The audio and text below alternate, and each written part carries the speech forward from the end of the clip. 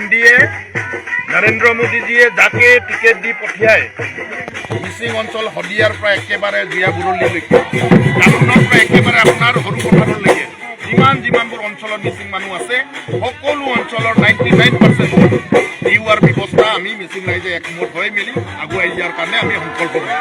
মিচিং জাতীয় সংগঠন TMPK সভাপতি মিগাং তিলক দলেबो मिसिं रेगामलक आइनाम lega ayona agomko selutatso ludung मिसिं regama nguluk ke apung मिसिं regama memi tanmila selutat sem tallaka pur polai ngulu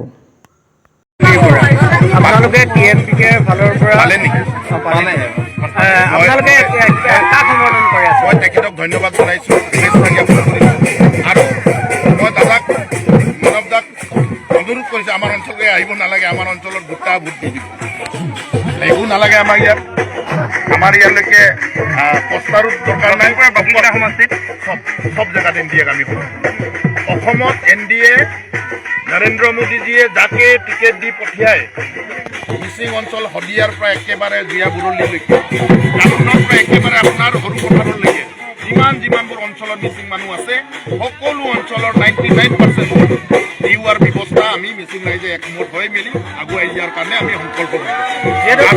কোনো পাৰ্টিত্বৰ লগত আমাৰ যাকে দিয়ে থাকে আমি এইটো এই বগীনদী অঞ্চলটো এটা গুৰুত্বপূৰ্ণ অঞ্চল। ইয়াত প্ৰভাৱশালী কংগ্ৰেছী নেতা আছে, বিধায়ক মানৱ বিঘাই নৱগঠিত আছে জানো আজিকালি নাই নহয়, লণ্ডনত আছে বুলি শুনিছোঁ, আজিকালি নাই, লণ্ডনত আছে।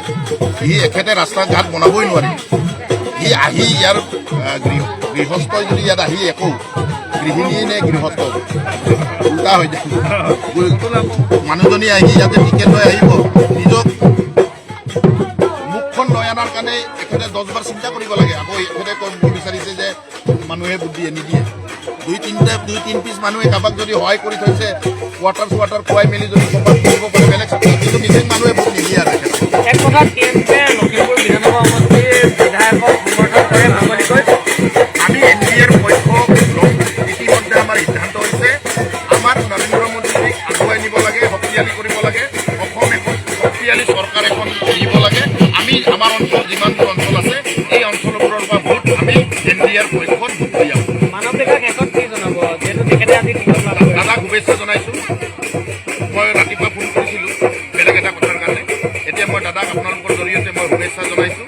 তেখেতক ভালকৈ সুস্বাস্থ্য কামনা কৰিছোঁ, যাতে অলপ টাইম সোনকালে কেম্পেইন কৰি গাঁৱৰ ৰাইজক সেৱা কৰক আৰু অনাগত দিনত তেখেতে এই লখিমপুৰ আৰু এই বগীনদী ভীমপৰা অঞ্চলৰ যিবোৰ যাতায়াত ব্যৱস্থাই হওক, অন্যান্য যিবোৰ কৰণীয় কামবোৰ থাকি যোৱা কামবোৰক সোনকালে কৰাৰ কাৰণে মই ইয়াৰ পৰাই আহ্বান জনাইছোঁ, অনুৰোধ জনাইছোঁ।